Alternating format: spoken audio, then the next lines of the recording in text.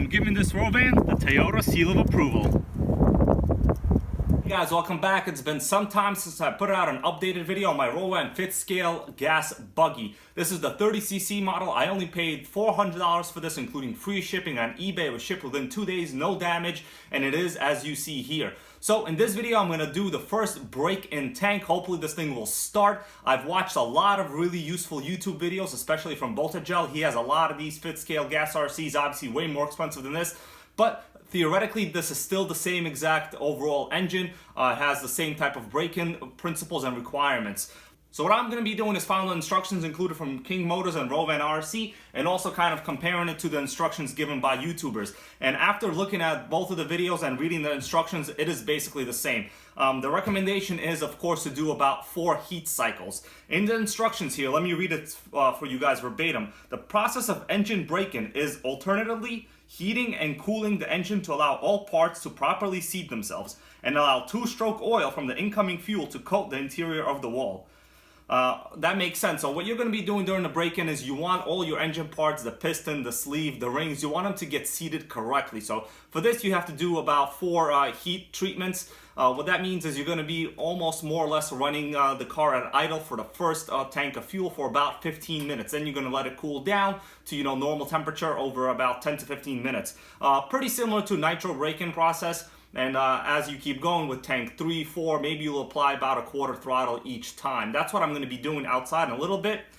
For now, let me just go over some of the extras that are pretty much necessary when you're trying to start one of these. So you can see I have a cable right here. Yeah, so the receiver battery pack is charging. The manual recommends for it to charge 4 hours, but I've already had it charged in 4 hours, and the LED on the charger is green. So it looks like, obviously it was already charged, but about 3 to 4 hours is as you would expect for this thing to charge. The factory carb setting is 1 1/4 turns out for the low and 1 1/2 turns out for the high.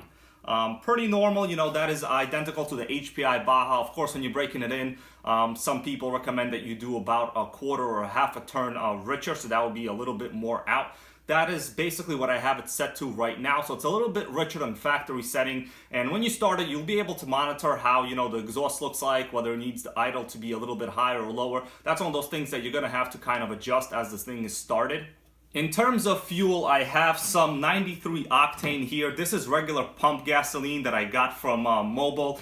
It does have some ethanol in it. Obviously, you can run some ethanol stabilizers. I don't have any of those right now. I'm going to be using the included factory Rovan mixing bottle. So it's fairly convenient. It has graduations here on the left and on the right for the amount of oil that you're going to put in on this side and the amount of fuel you're going to put in on this side. So all you really have to do is for a 25-to-1 ratio, that is what they recommend, that you run 25-to-1.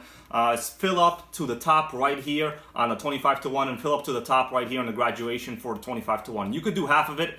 They also have, for running about half. I might start with half and we'll see how I go from there.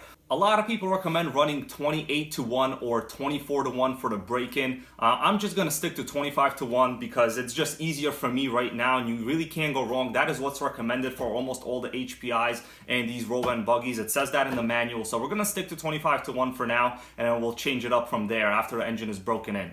Off camera, I removed the filter and I oiled the pre-filter, the white part right here. You could see the blue oil coating all of it. I reinstalled it back in. It seems to have a fairly good seat position on the actual carburetor itself. So for now, I'm not going to be upgrading. I don't do almost any running in dirt or sand, so almost all of my running is going to be in clean surfaces. So now let's go outside. I'm going to attempt to start this. Hopefully this thing doesn't give me any trouble. I'm going to elevate it to make sure that the wheel's off the ground. That is the best way to break one of these in. That is what I've seen everybody do so far.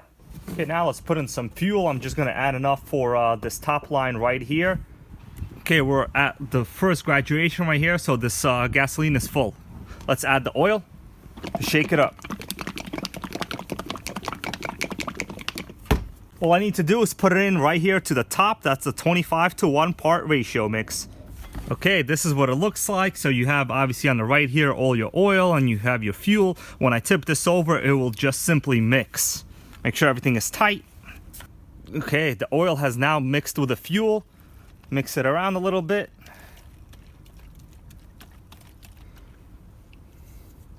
Do it one more time. Still have a little bit here at the bottom. Guys, this is like the worst ergonomically made bottle ever. Every time I tip it over, no matter what the seals are here, it just leaks everywhere outside. So first thing you gotta do, get yourself a better fuel mixing can. That's what I'm gonna do soon. Okay, the buggy is on. Everything is active. Let's put some fuel in this bad boy.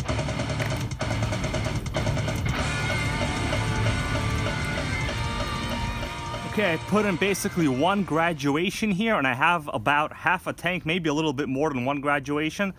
So that is basically, you know, pretty good size amount of fuel you have in there. Fuel is in the system now. Let's press our primer bulb. We're gonna observe that fuel actually enters this fuel intake. This yellow line, it is see-through, so let's prime the engine a couple times. 1, 2, 3, 4, 5, 6, 7. It's gonna take a couple times in the beginning.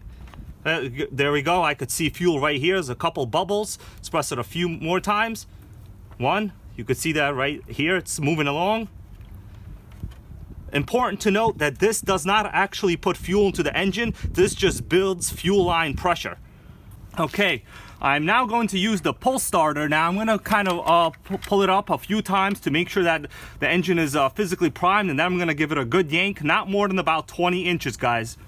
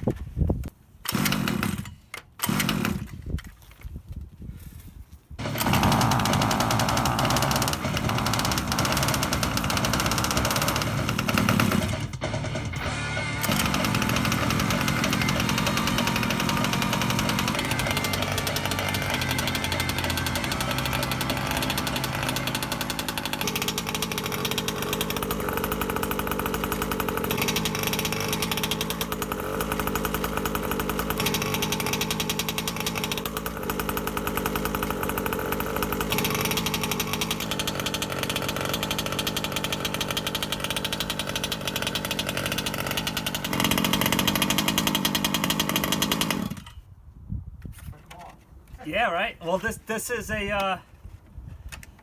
a two-stroke gas one. I'm breaking it in right now. This is my first one ever. It's doing a heat cycle. Okay, guys, there was so much commotion outside. My dog wanted to come out and say hi, check it out. You know, I think he approves of the Rovan.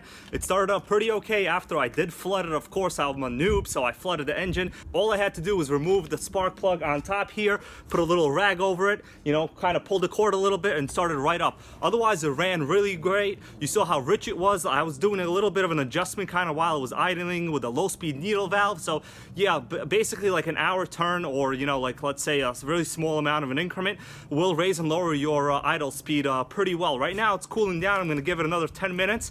I'm going to do another round. I'm not going to get all of the obvious break-in during this video. The point here was just to start it up, see how it is. Did you guys notice how effective that silencer was? When I put it on, it really was about half as loud. Really good. It wasn't really much louder than a regular nitro car, so a pretty useful thing. I'm going to leave the silencer off for now, obviously, because, you know, it might create some kind of issue during the break-in process. But there it is, guys. Pretty cool RC, you know, for the 400 bucks. It starts, it runs, but you got to make sure that you know what you're doing. And you got to make sure that your dog approves, right? There it is. Kind of bothering him now, guys, so I'm going to let him. I'm giving this Rovan the Toyota seal of approval.